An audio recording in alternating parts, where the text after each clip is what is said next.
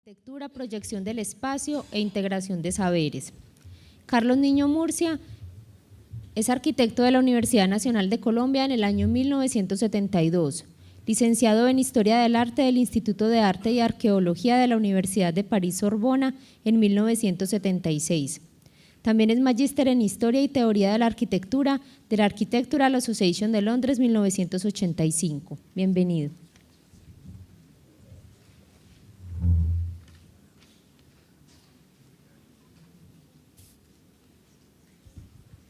Bueno, buenos días. Muy complacido de estar en Medellín otra vez más y de estar en este evento tan rico y fértil.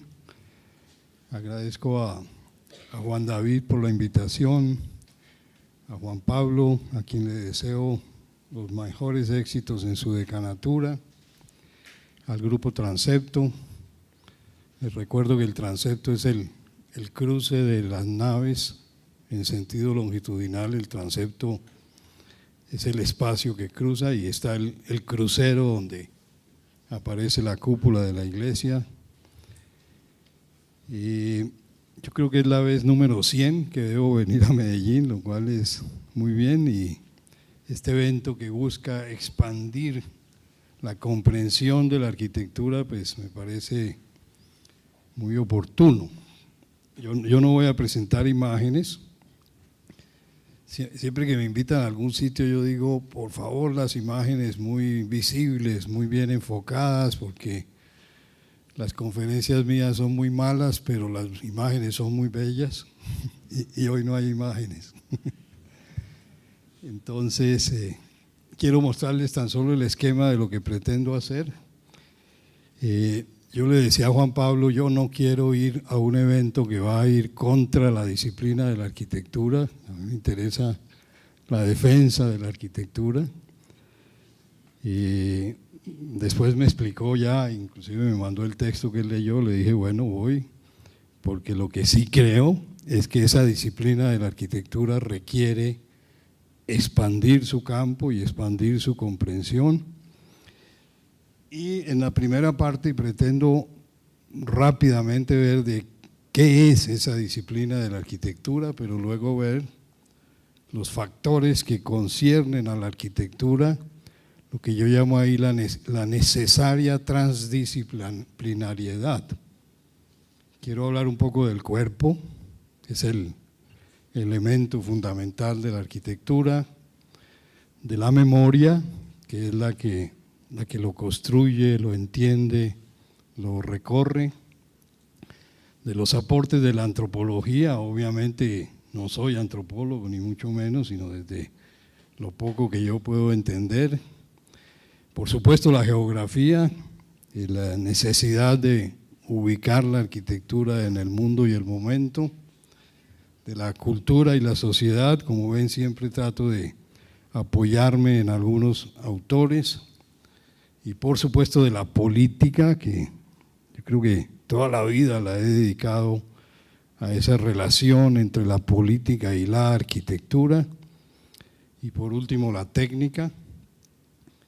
No creo, estoy empezando 11:15, no creo que alcance a ver los puntos 3 y 4, era comentar algunas cosas de los grandes arquitectos de la historia en relación a lo que he expuesto antes, y también de las ciudades apasionantes del mundo, pero me parece que solo vamos a llegar hasta los puntos 1 y 2.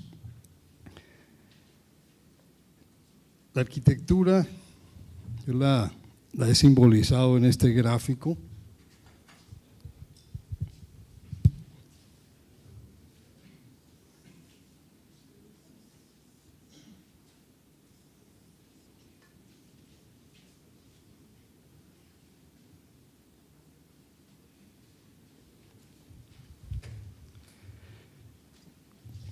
Es el gráfico que yo siempre hago para tratar de entender de qué se trata nuestro oficio.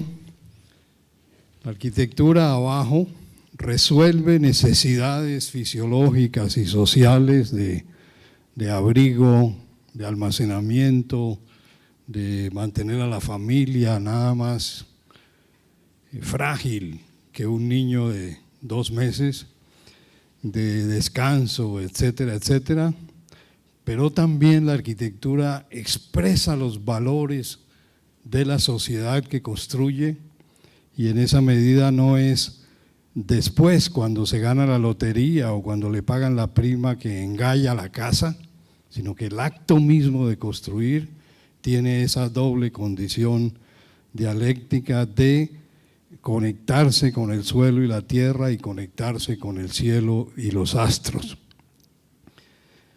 En otras ocasiones yo he sintetizado el papel del arquitecto en 3 acciones.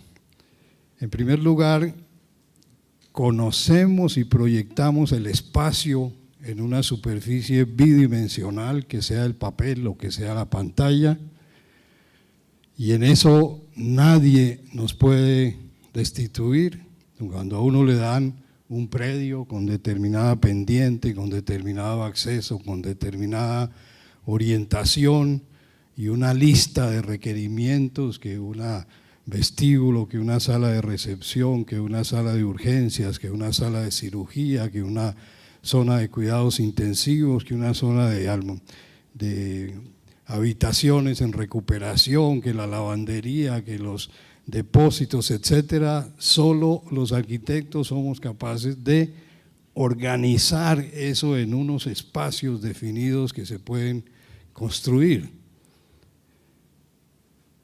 El segundo es la tectónica, o sea, nosotros no estamos haciendo renders ni estamos haciendo dibujos, sino hechos que se van a construir, que van a soportar el clima, la lluvia, los sismos, los usos, etcétera, que van a evacuar las aguas y a impermeabilizar el interior, etcétera, etcétera. Y lo tercero es que tenemos la capacidad de orquestar todos los elementos que inciden en la arquitectura, las ingenierías, la decoración, el uso. A nosotros nos llega un electricista a poner la toma de la corriente en determinado punto y nosotros sabemos que ahí no puede ser porque ahí va el espaldar de la cama, o sea, tenemos ya el mobiliario y la acción de la vida, sino que debe correrlo para que quede como cerca de la mesa de noche, etcétera, etcétera. Desgraciadamente, en la primera no nos pueden reemplazar, entonces nos piden que hagamos el esquema, pero ya en la segunda comienzan a destituirnos y la señora dice que no, que quiere determinada decoración, determinados elementos, pero ya tiene la organización espacial. Y para el grupo de Rossi y los de la arquitectura racionalista, lo esencial es el proyecto. A mí me parece que sí, que sobre todo desde Brunelleschi, lo que importaba Brunelleschi no lo veíamos arriba haciendo la albañilería del domo de Santa María de las Flores, la famosa anécdota que hace Argán de Brunelleschi fingiendo que está enfermo y que no puede dirigir los obreros y los obreros se confunden y no pueden seguir la obra, nace el diseño, dice Argán. Pero a mí me parece que es esencial también, aunque no nos lo acepten ellos, que es un hecho nuestro la construcción. Todos sabemos que uno de los errores de las facultades de arquitectura es que hacemos el primer anteproyecto, que es el proyecto de taller, pero que en una oficina uno gasta 2 años entre ese primer proyecto, los planos constructivos, los asuntos de la obra, hasta concluir el edificio, inclusive mantenimientos posteriores. Y yo creo que esa concreción, ese proceso tan complejo con las normas de la municipalidad, los depósitos, los materiales que existen, los maestros, etcétera, es parte de lo que nosotros hacemos.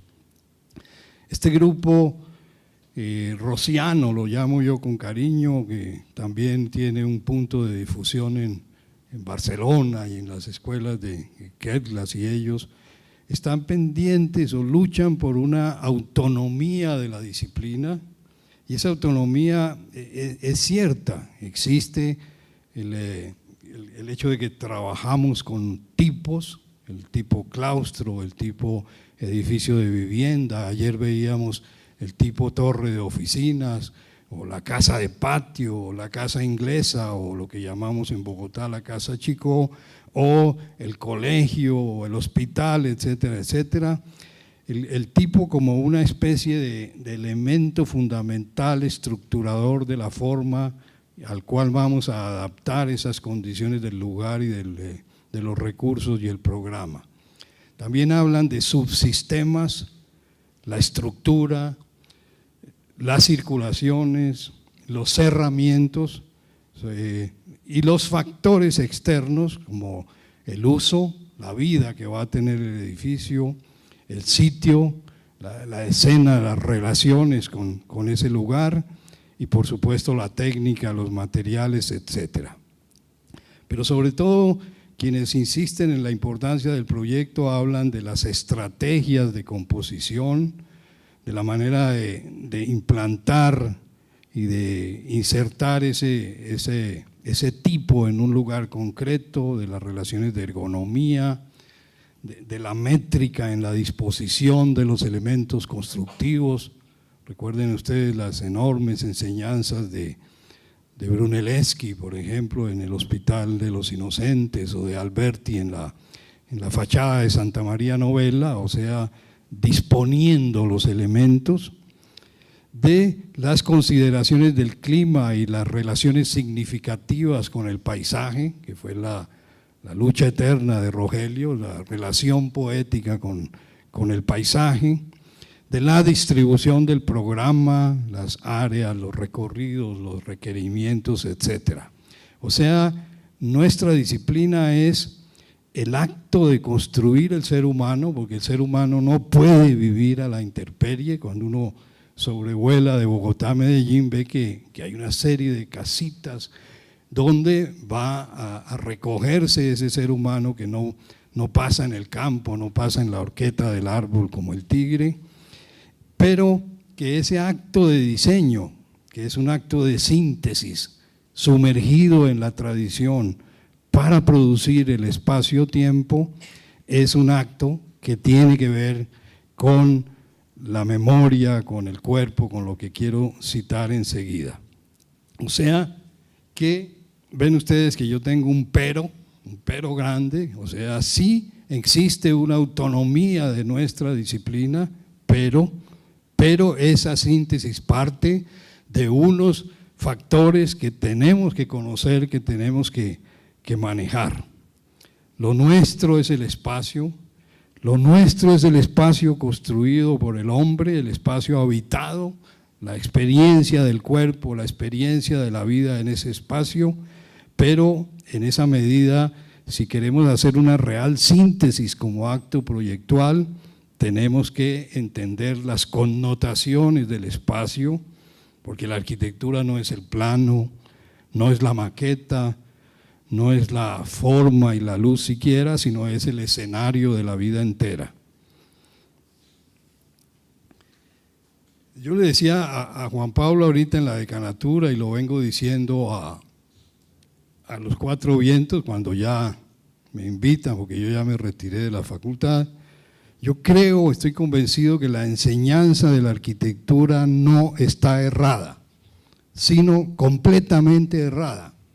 O sea, dedica el 98% del tiempo, de las energías y de los valores del estudiante al ejercicio de diseño, el taller, hay que decirlo en argentino, el taller. El taller es el que lo domina absolutamente todo. Y sí, estamos diciendo que es la esencia de la arquitectura hacer ese proyecto, hacer el ejercicio de tener un predio, unos recursos y un programa. Pero en el taller, pienso yo, no se aprende arquitectura, la arquitectura se aprende a través de la historia de la arquitectura. Una historia de la arquitectura que no sea sentarme después de almuerzo en hora de siesta a mostrarme el domo de Milán y el domo de Roma y el Panteón y a decirme la fecha y el sitio, y yo cabeceo porque la he pasado toda la noche durmiendo o haciendo taller, sino una historia de la arquitectura que me enseñe sobre todo dos cosas: la tectónica y el contexto.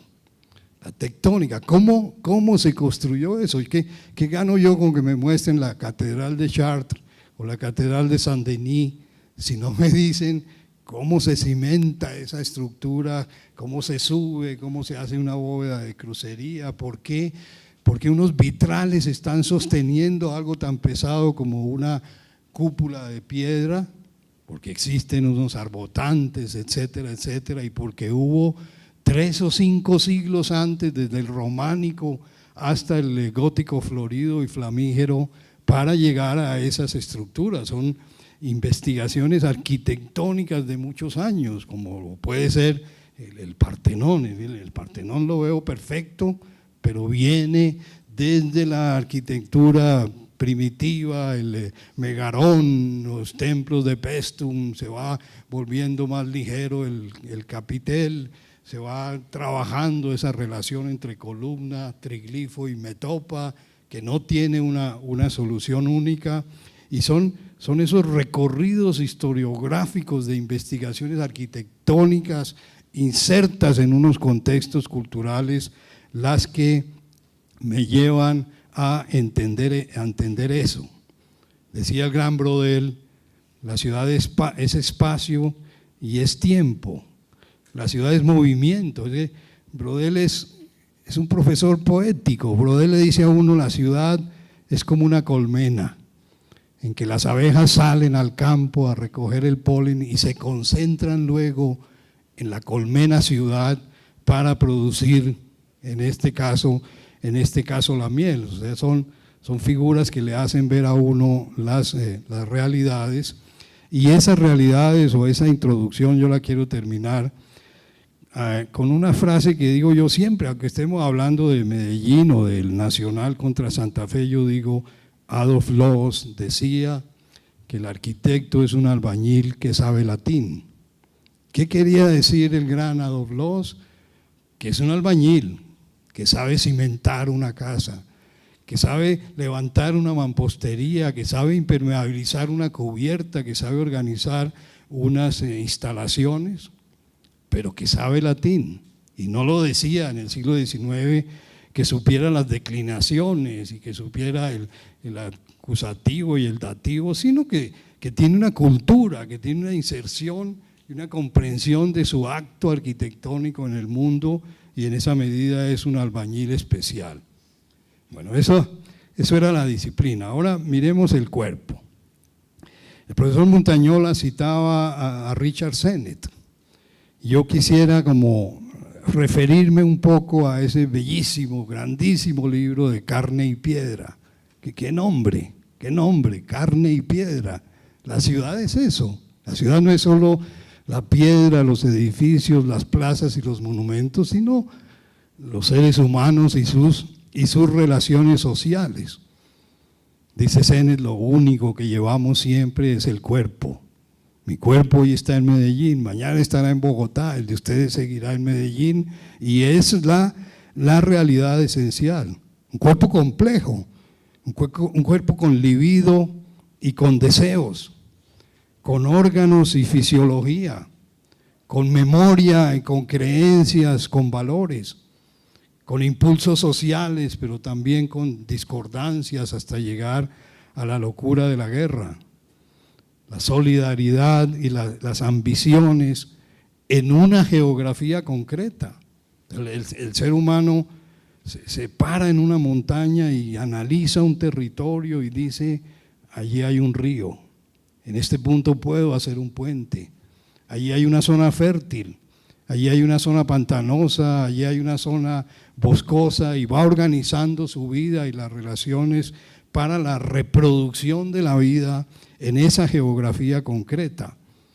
Pero el territorio no es solo esa geografía, sino es la construcción entera. Carlo Cataneo hablaba del concepto de Bau, B larga. Bau, en alemán primitivo, es construir, es lo que hace el hombre para hacer que el mundo sea propicio para su vida. Bau no era solamente levantar unos ladrillos sobre otros para hacer una casa, sino que el término Bau implicaba hacer el camino, hacer el puente, hacer el dique e inclusive hacer el cultivo. Cuando ustedes ven desde el avión esas líneas rectas con unas semillas floreciendo todas de manera uniforme, ese es el acto humano, la voluntad humana que está construyendo ese territorio, ya no una geografía para su vida. Entonces Sennett nos muestra en capítulos, y yo lo sintetizo rápidamente, pero esperando que ustedes ya lo miren en momentos diferentes. Mira, por ejemplo, la Grecia de Pericles, como el cuerpo en la Grecia de Pericles, sobre todo el del hombre, era un cuerpo desnudo. Lo ven en el ágora o lo ven en el arte. El friso de las Panateneas son una serie de soldados que vienen de la guerra en un desfile de caballos, de dioses y de seres humanos desnudos. Porque nos muestra Sennett que existía la idea de que lo importante era el calor del cuerpo. Y el calor del cuerpo era más fuerte en el hombre que en la mujer. La mujer se vestía con estas bellas túnicas que luego vemos en las cariátides. Pero también la importancia de la palabra en la palestra, en la asamblea, en el ágora mismo, o la importancia de los rituales.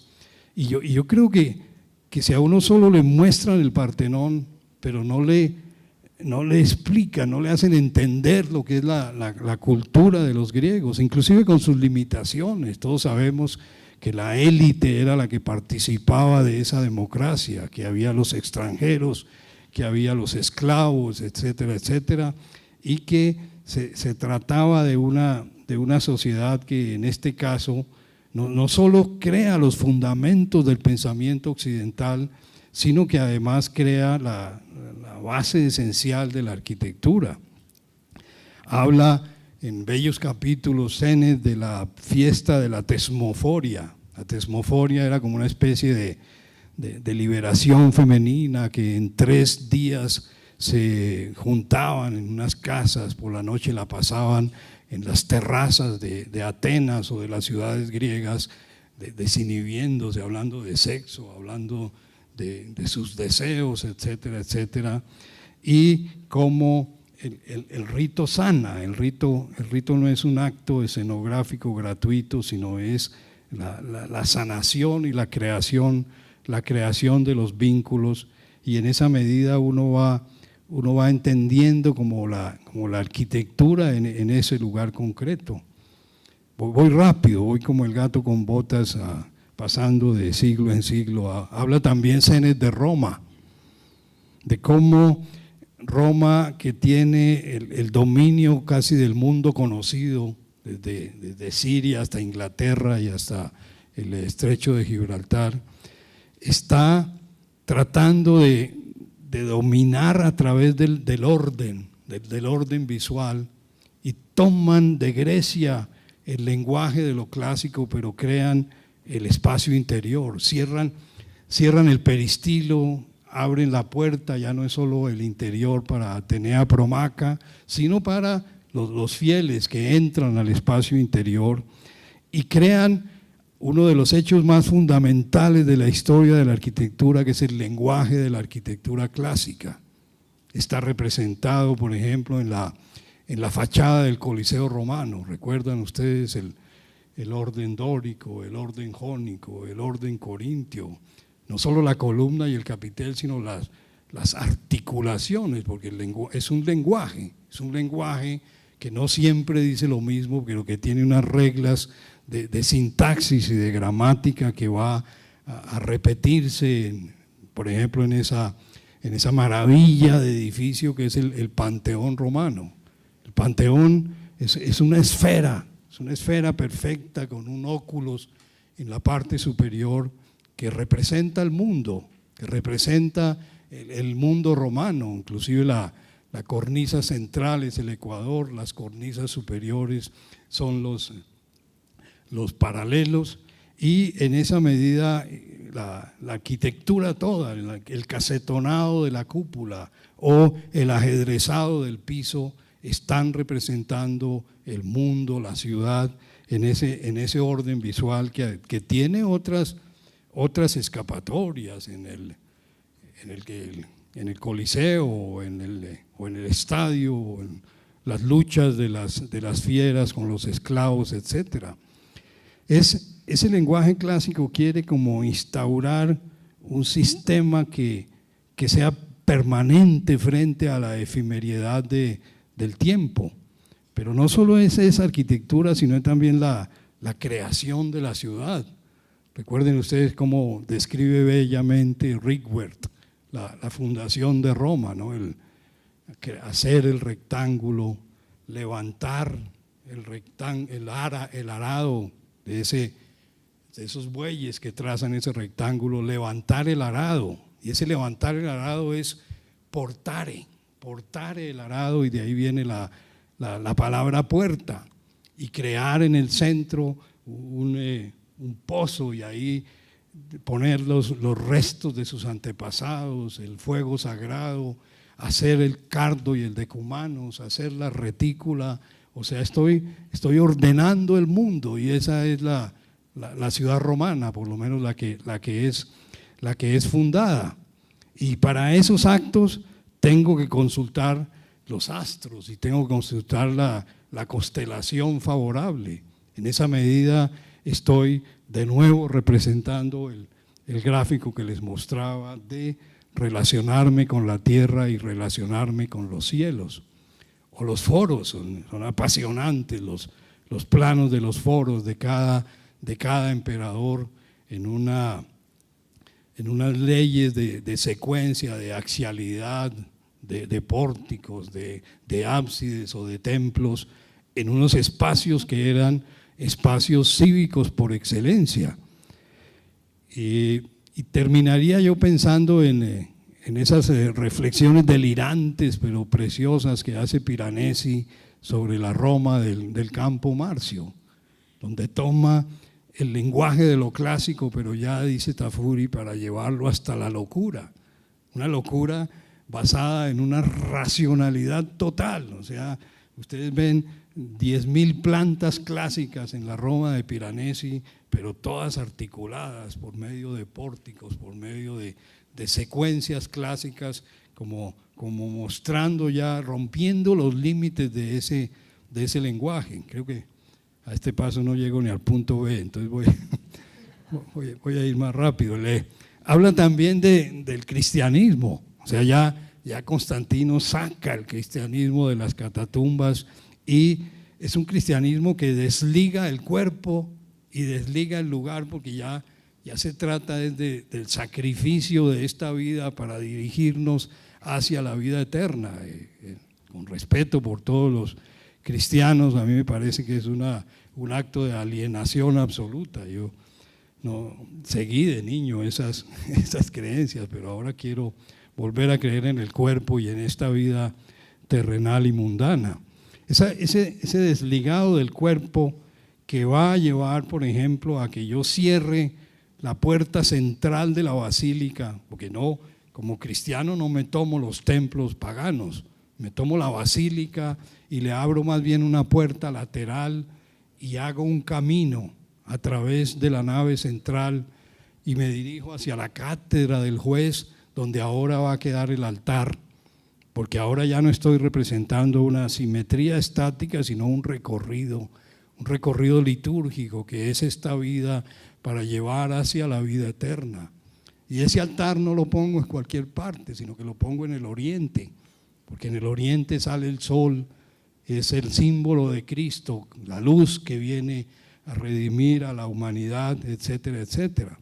A mí me parece que una facultad que no tiene profundos cursos de historia está, como decía yo antes, completamente errada.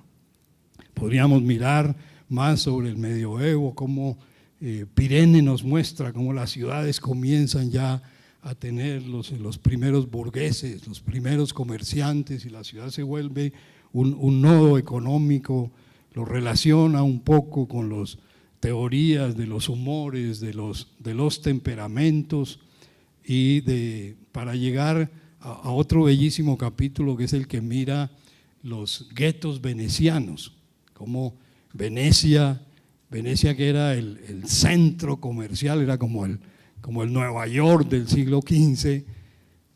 Allí obviamente llegan los judíos, habían llegado desde antes, pero por ejemplo después de la expulsión de los judíos con el acceso de los reyes católicos, van a llegar a manejar los comercios y sobre todo a manejar las finanzas y la banca, pero hay una relación ambigua con esos judíos, porque los aceptan como elementos fundamentales del intercambio comercial, pero los ven como cuerpos viciosos, como cuerpos a segregar, y los encierran en el gueto. ¿Recuerdan ustedes? Los cierran a las 6 de la tarde, les abren a las 6 de la mañana para que vengan al puente del Rialto a llevar los negocios, pero lo miran en esta…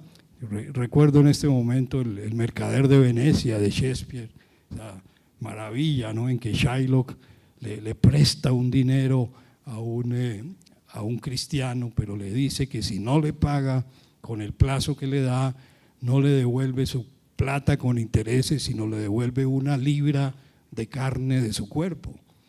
Y hay un naufragio y no le puede pagar, y viene el juicio en Venecia de si el implicado tiene que quitarse 1 libra de carne para dársela a Shylock, a quienes desprecian como lo veíamos antes. Bueno, habla también del siglo XVII, de los descubrimientos fundamentales de la circulación de la sangre, y poco después del sistema nervioso, y cómo eso tiene que ver con la circulación del dinero, la circulación de las mercancías, y por supuesto el primer mercantilismo que será luego el capitalismo moderno. Habla de la Revolución Francesa, la escenografía de la Plaza de la Concordia, donde le quitan la cabeza al rey, a la monarquía, o sobre todo de la imagen de Marianne. Marianne era la personificación de la República, una mujer hermosa con los pechos al aire, porque también tiene sentido de amamantar a esa nueva construcción que serán los ciudadanos.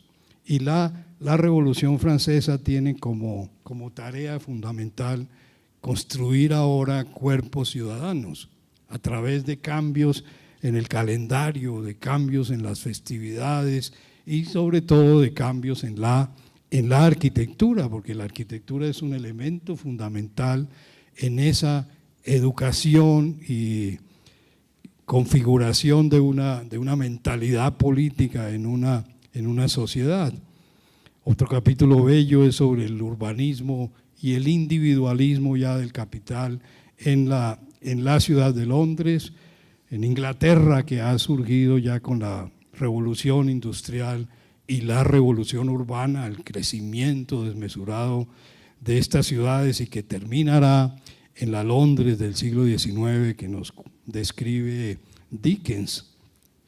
Habla del París de Haussmann, de los bulevares, estas nuevas avenidas amplias y rectas que quieren ya ser los espacios para la circulación de los coches, para la circulación del personaje que camina. Más adelante, cuando hablemos de Marshall Bergman, vamos a hablar de Baudelaire y del flaneur.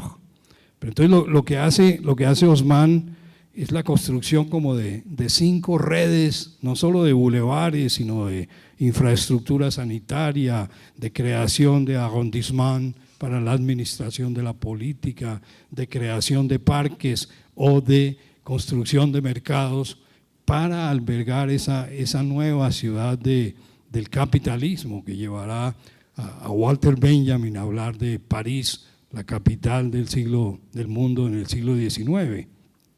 Pero también hermosamente nos trae Sennett de la idea del confort.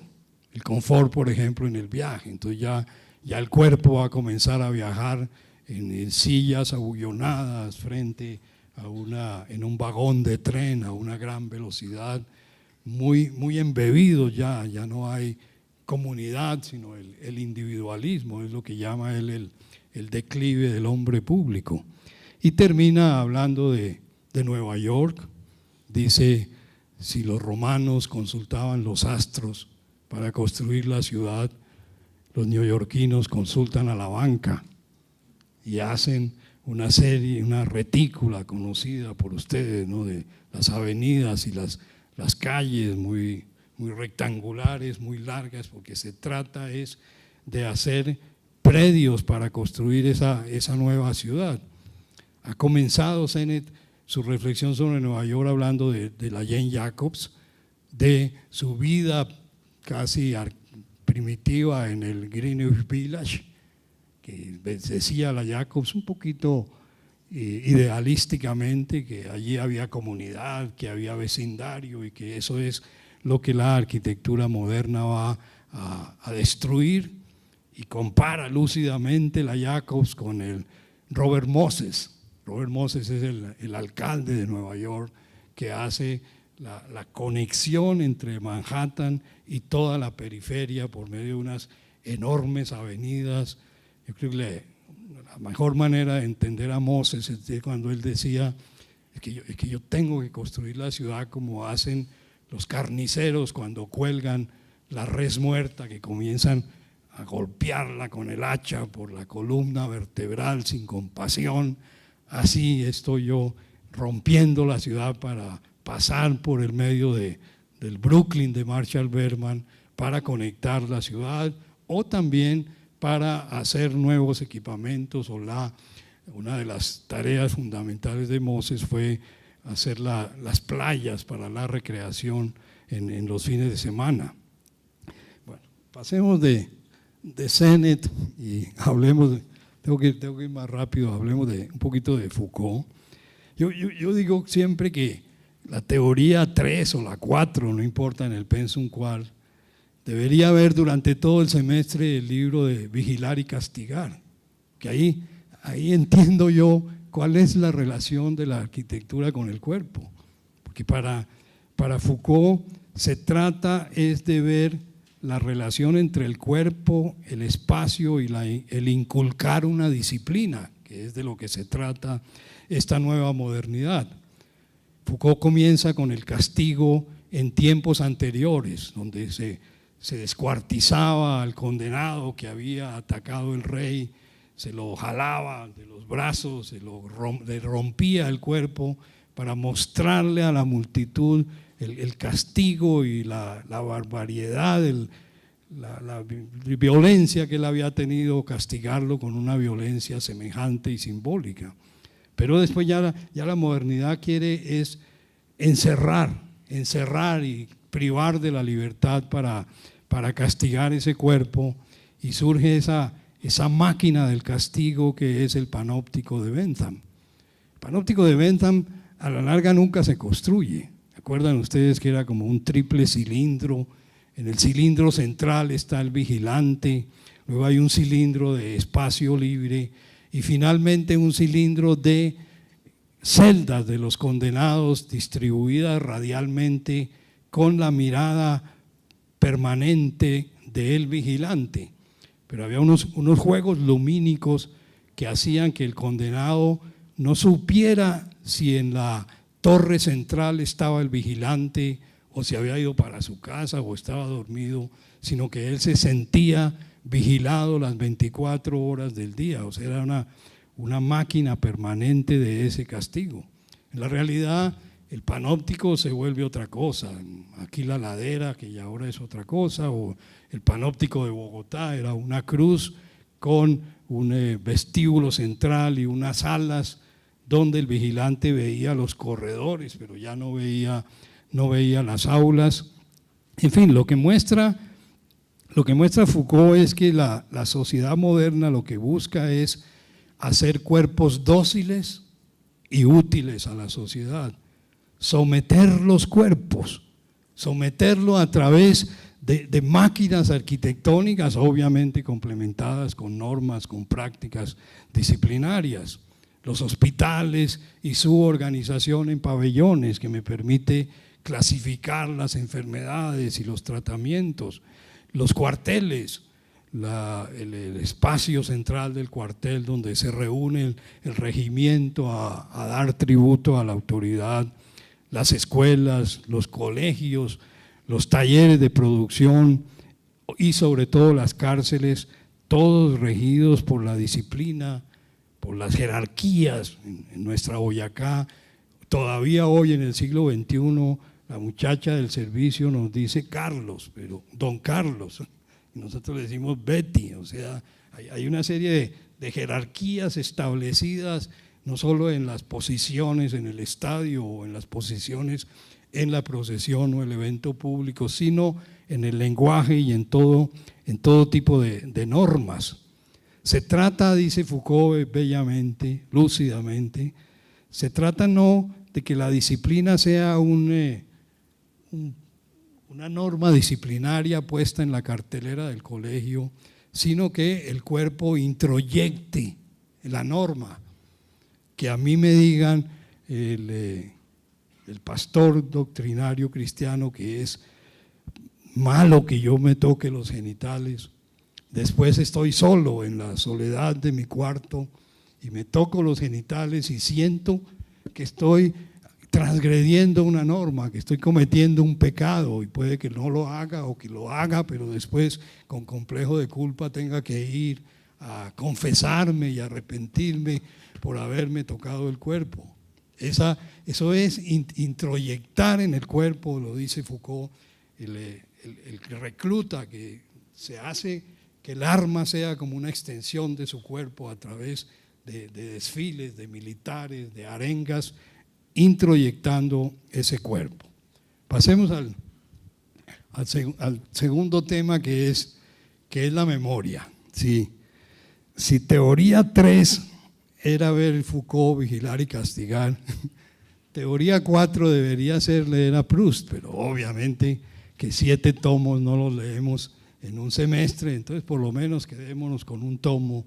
Pero ¿qué hace Proust? Proust es encerrarse al final de su vida, casi que no volver a salir de su casa y recrear lo que él llama la búsqueda del tiempo perdido. Pero esa búsqueda del tiempo perdido es hermosamente geográfica, lúcidamente arquitectónica, porque se hace a partir de los lugares del sendero de Cambrai, de la fachada posterior de la iglesia, de los espacios cercanos a los jardines del Bois de Boulogne en París, también de los olores. Hay bellísimos capítulos que hace Proust sobre lo que él llama la frasecita musical que destapa como una especie de detonante en el que la rememora una serie de recuerdos, porque el cuerpo es esa memoria. El cuerpo amnésico es inútil, es una piltrafa. El cuerpo amnésico no sabe ni a quién tiene al frente ni para dónde debe ir. Por eso la Magdalena es como una especie de buñuelito que hacen en Francia y que lo mojan, le hacen sopitas con el té, y el recuerdo de la Magdalena es casi que el símbolo de esa búsqueda del tiempo perdido.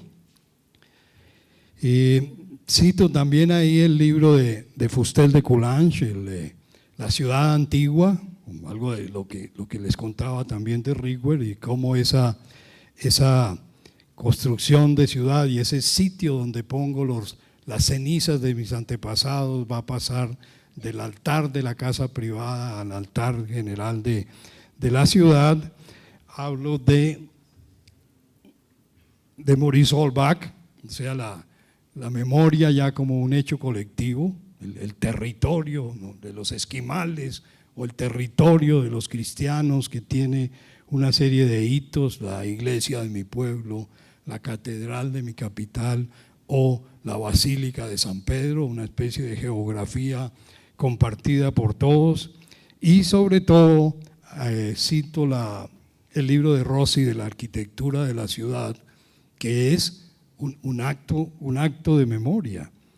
Rossi es un caso curioso porque a los 33 años hace uno de los libros más importantes del siglo XX y uno dice, pero ¿cómo hace un joven haciendo esto? Pero es que la capacidad de él es la capacidad de sintetizar una tradición italiana que viene de Vitruvio, de Alberti, de Cataneo, de Campanella, y que tiene la lucidez de volverla a un texto, porque ha tenido magníficos predecesores en Ridolfi, en Quaroni, en Samoná, o magníficos maestros, sobre todo Ernesto Nathan Rogers y la escuela de Casabella. Recuerden ustedes los incontros di Billardo, en que el maestro Rogers los invitaba a Gregotti y a Rossi a echarse una carambola, y ahí iban hablando y ahí iban aprendiendo, y Rossi lo que hace es sintetizar esa tradición. Habla del Bau, que ya hablamos, habla de la memoria colectiva,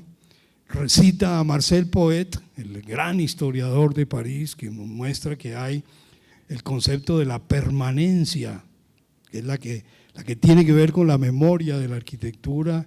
Son permanentes, dice Poet, el trazado de la ciudad, la geografía de la ciudad, la bahía, la montaña, el río que pasa por el medio, y los monumentos que están hechos de piedra, que son mucho más permanentes que la efímera vida humana, y en esa medida se les pega como líquen a las paredes los eventos anteriores y se vuelve un símbolo a través de los tiempos.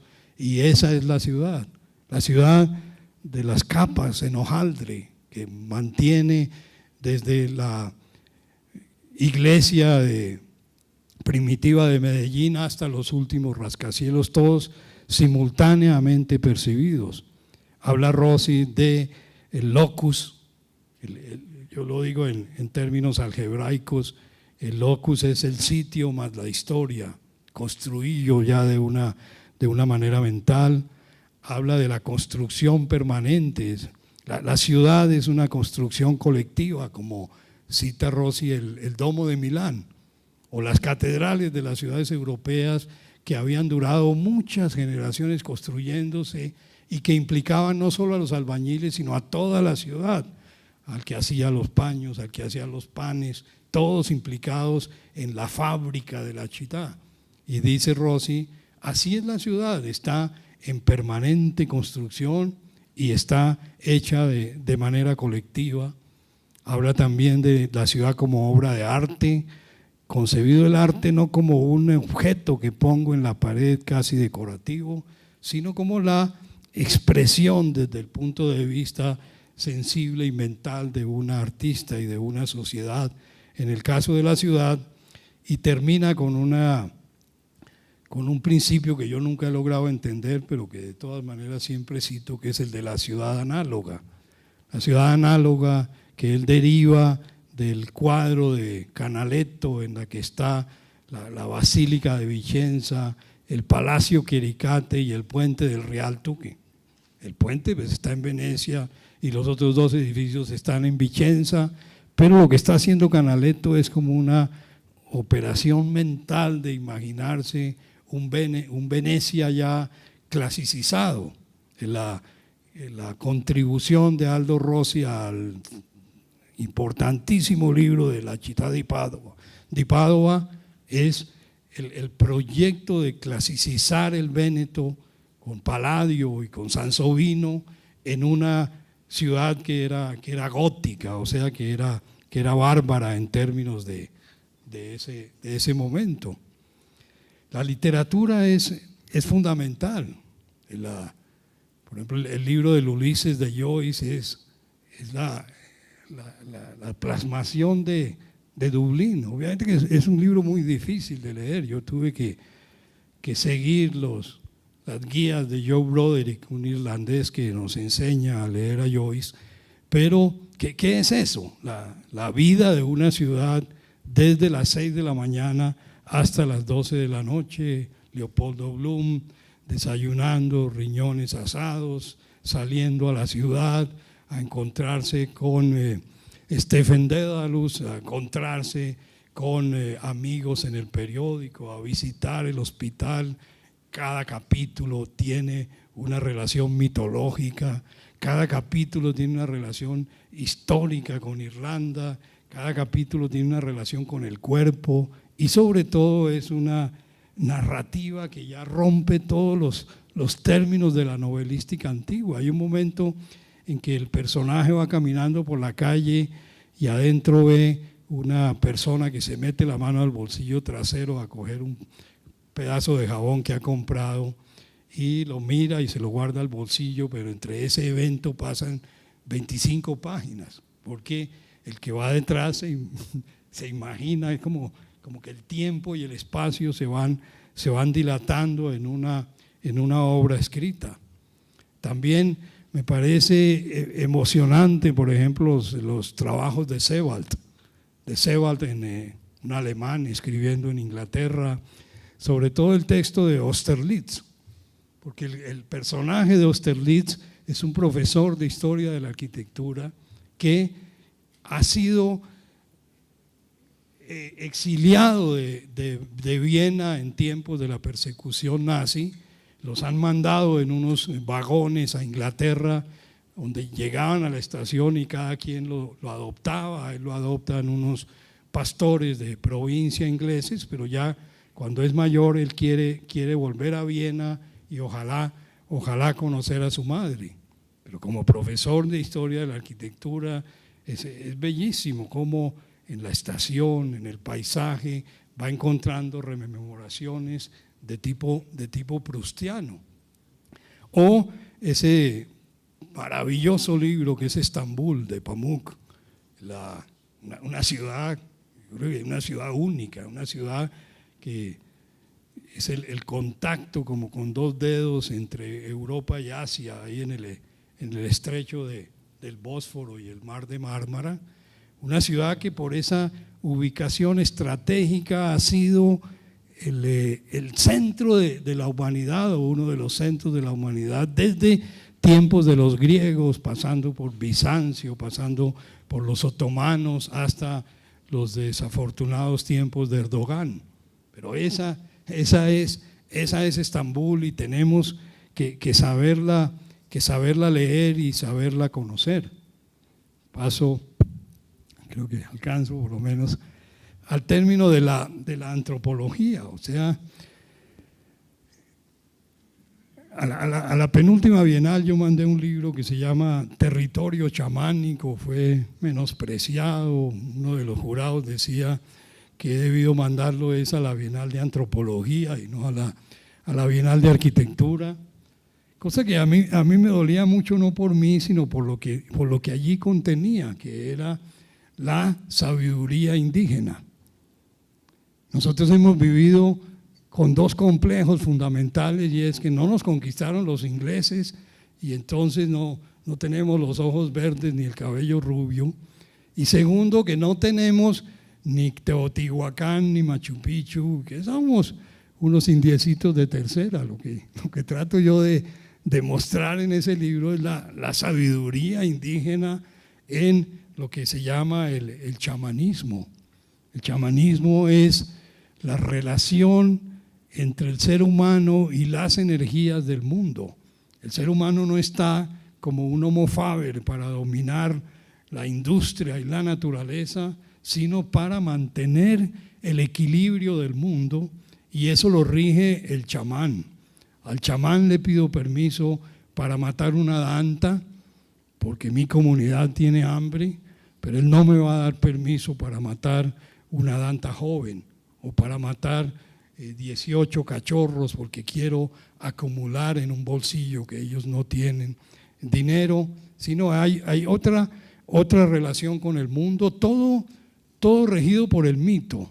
El mito es el que narra la creación del mundo, la estructuración de la sociedad, las relaciones entre las comunidades, y eso se plasma en la arquitectura, por ejemplo, en la arquitectura de la Maloca. La Maloca no es un rancho circular con una cubierta de paja, sino que es el cosmos representado, donde hay una serie de pautas sociales, mentales y arquitectónicas que va a regir esto. ¿De dónde derivo yo como a esos intereses de varios antropólogos? El libro lo dedicaba yo a Reinhold Dolmatov y a Anne Osborn, dos extranjeros que vinieron a enseñarnos lo que somos, y los antropólogos recientes lo vieron con desdén. Me decían, pero si Reinhold Dolmatov, eso es de 1960, pero si Anne Osborn solo hizo un libro. Pero Anne Osborn se fue a vivir con los Uwa durante 30 años y decodificó lo que sería el vuelo de las tijeretas. Ahí lo presento en ese libro. El vuelo de las tijeretas es como la Ilíada de los colombianos que no conocemos. Y la Ilíada, ¿por qué? Porque son unas tijeretas, unos pájaros con cola alargada, en la que se convierten los chamanes.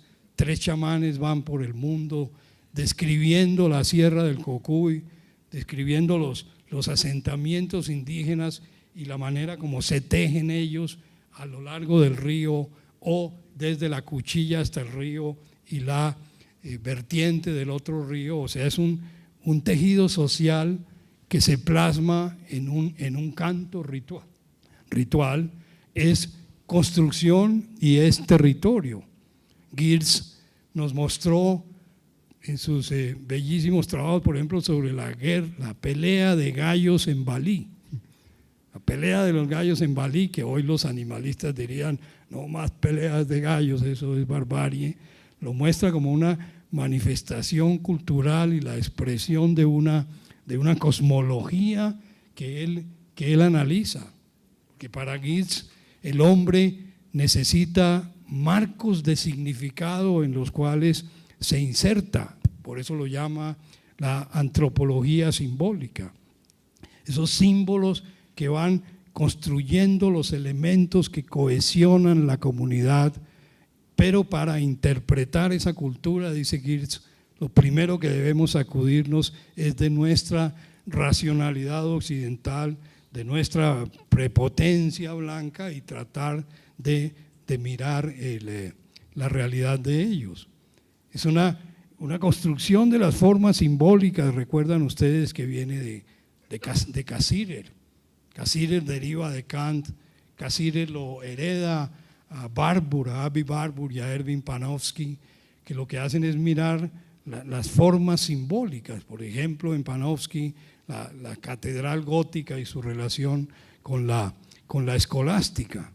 Y dice Geertz, el lenguaje, la literatura, añado yo, la arquitectura, son apoyos fundamentales para entender esas redes de significados en que el hombre se inserta por fuerza mayor.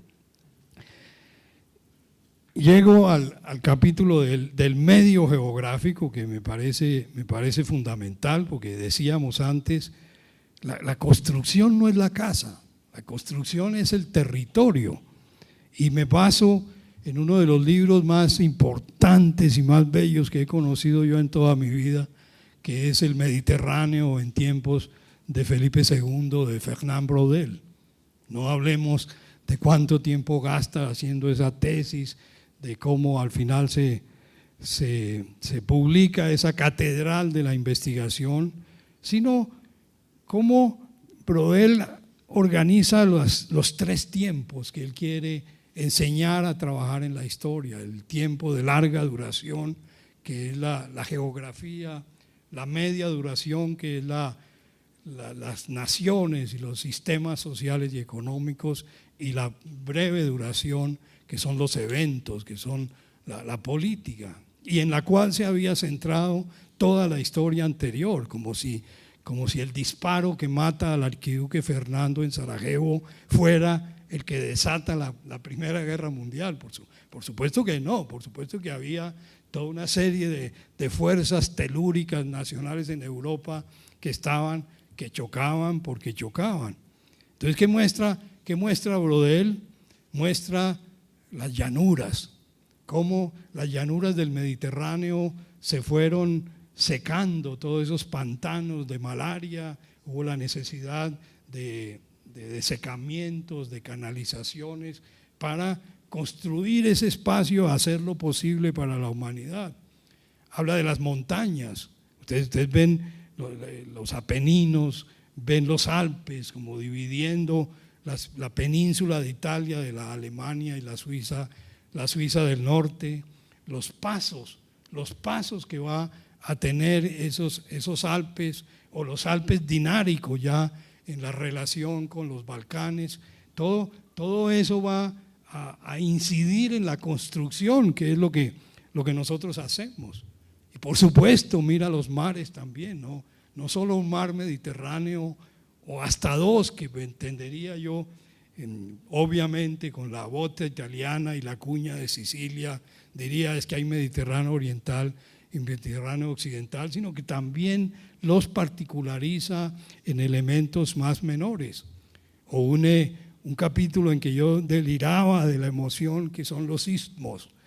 Los istmos son esas estrechas franjas que conectan el mar con el continente, pero los istmos en Brodel son la relación con Oriente, la relación con Rusia, la relación con Polonia, la relación con Alemania, la relación con Francia y la relación con España, o sea, como grandes rutas que van a estar en interacción con ese mar Mediterráneo, un mar Mediterráneo donde las grandes capitales son Génova y Venecia, que manejan el Adriático y que manejan el Tirreno.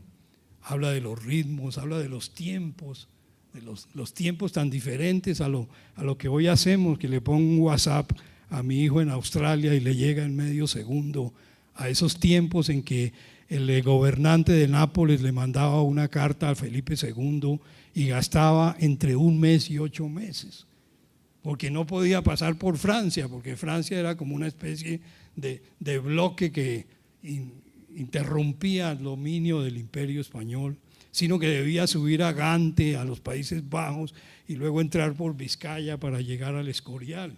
Y dependía de los temporales, y dependía de que el mensajero se muriera o lo asaltaran, etcétera, etcétera. Entonces los tiempos del recorrido, los tiempos de los viajes, siempre la geografía marcando el acto del hombre en el mundo. La diferencia entre una ciudad que tiene bosques de donde puede sacar madera para los astilleros y los barcos, a ciudades que tienen que comprarle los barcos a otras, o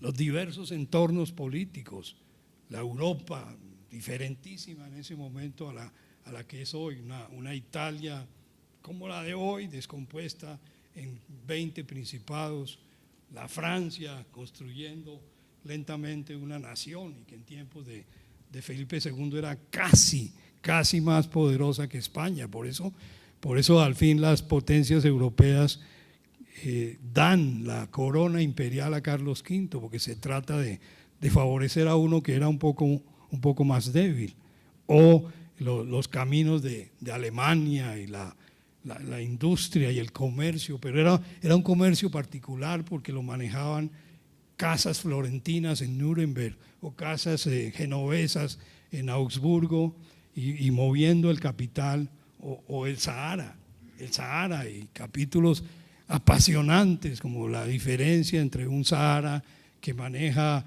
los dromedarios y un Oriente que maneja los camellos. Uno dice, pero son sutilezas, ¿no? Son cosas fundamentales que van a marcar la política, y por supuesto ese nuevo fenómeno que estaba ya surgiendo, que era el Atlántico de Inglaterra, la pérfida Albión maquinando como lo logra después dominar el mundo.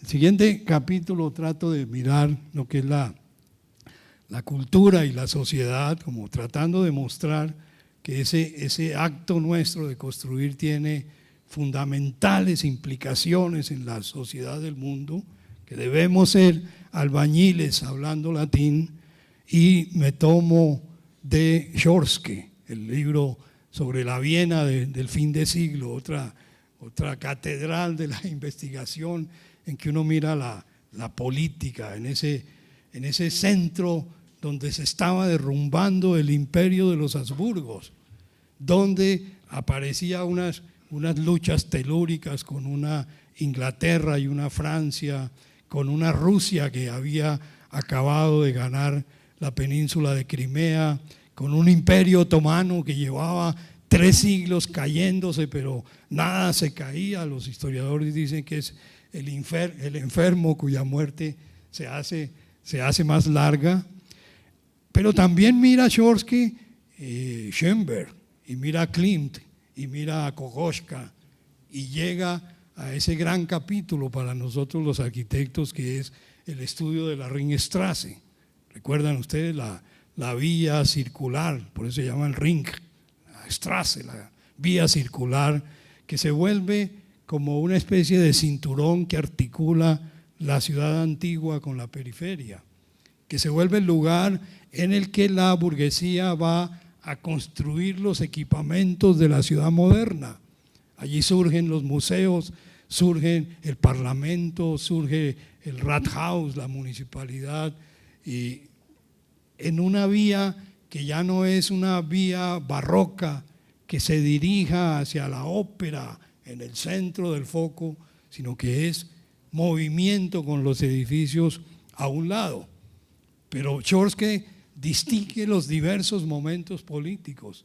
1848 todavía el emperador dominando y dándole gabelas al ejército y a la iglesia. O en 1862 los liberales en el poder y construyendo otro tipo de ciudad. Una ciudad o un Ringstraße para el parlamento, una entidad burguesa capitalista, o el teatro de la ópera, etcétera, etcétera.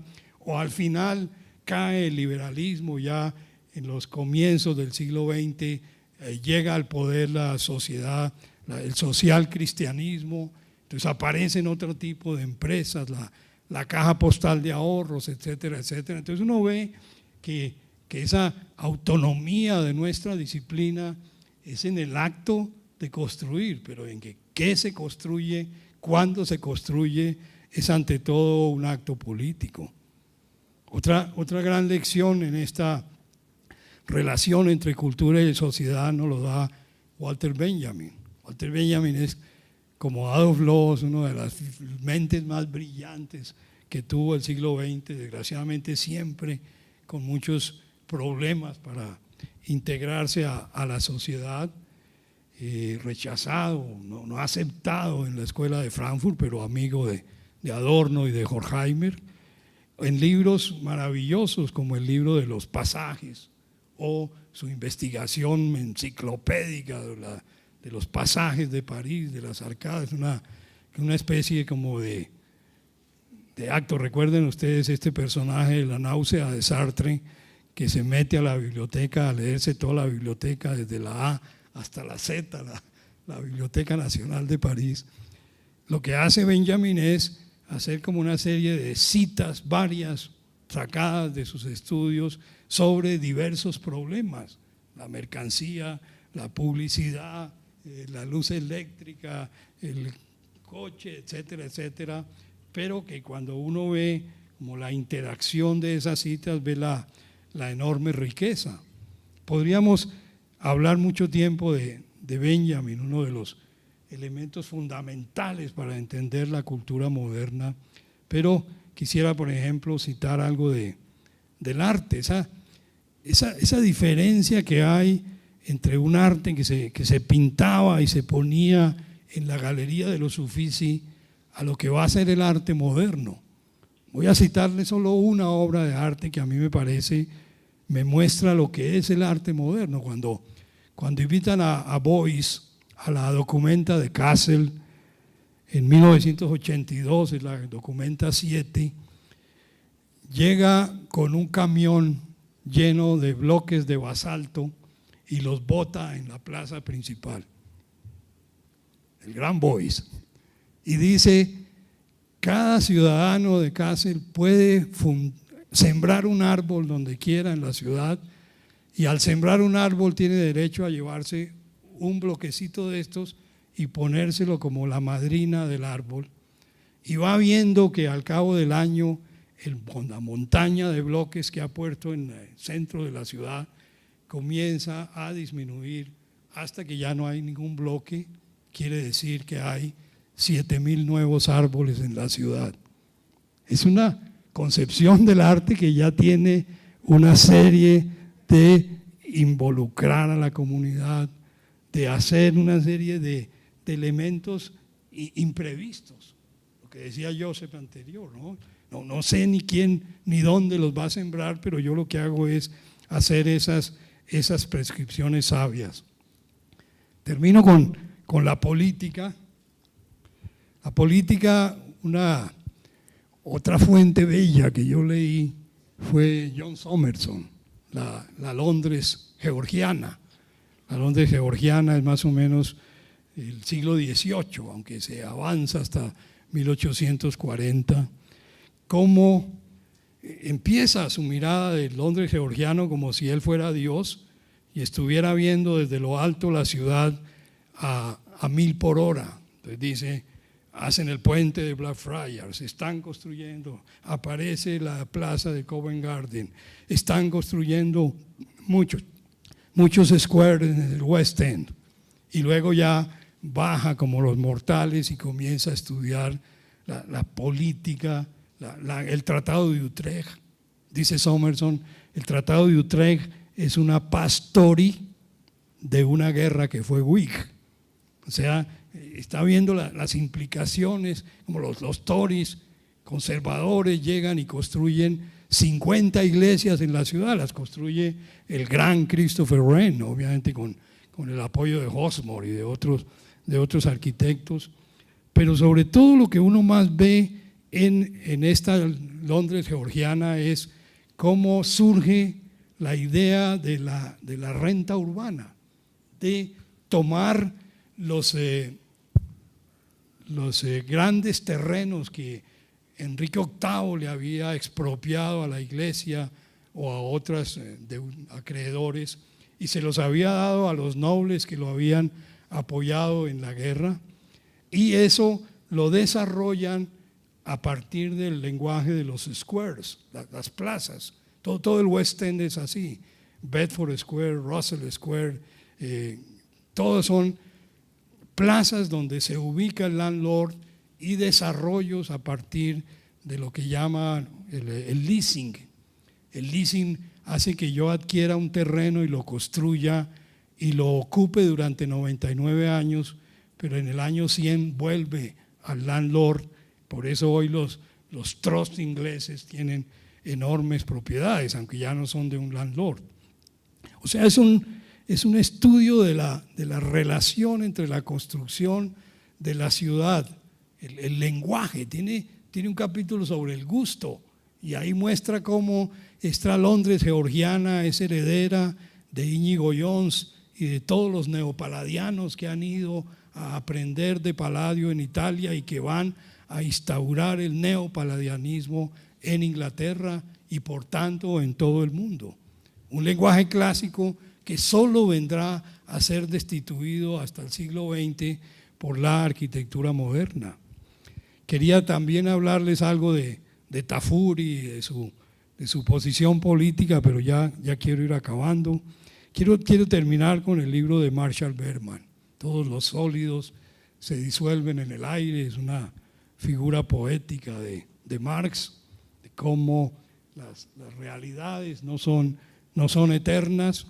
Un Marx que Bergman quiere sacar del dogmatismo, sacar de esta especie de ceguera que tanto hemos sufrido en América Latina y que solo ha llevado a totalitarismos y a aberraciones sociales totales. Vemos hoy el caso de Venezuela.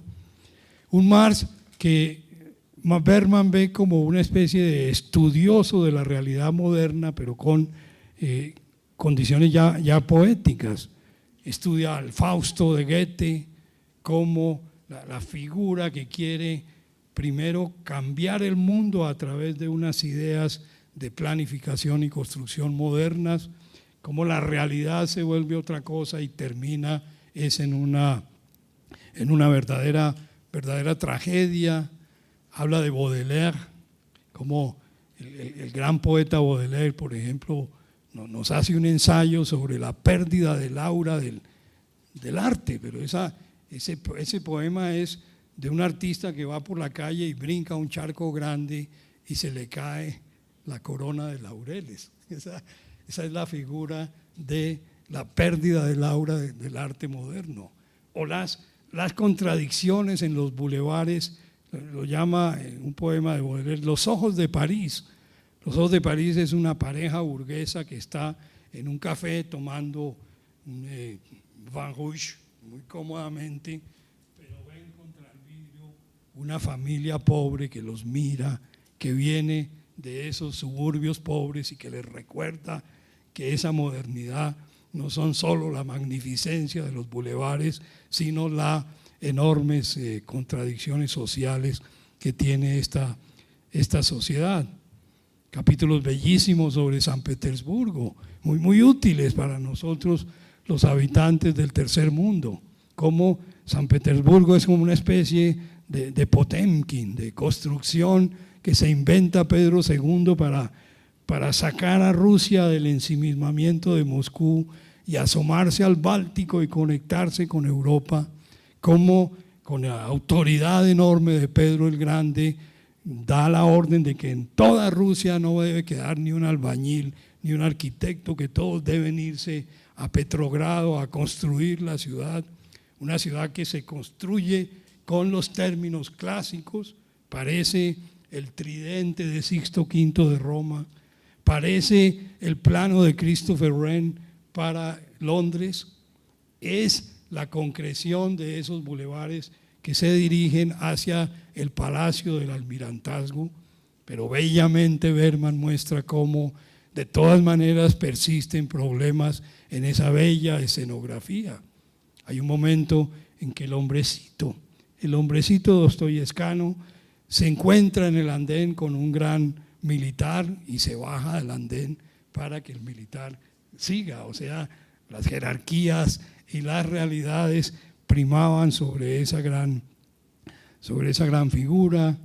Habla de Nueva York, otra vez de Moses, el hijo de Marshall Berman, a los 4 años fue arrollado por un carro, o sea, la modernidad le mató a su hijo, pero de todas maneras no habla con amargura de la modernidad, sino con esa mirada de la ambigüedad que ella misma contiene.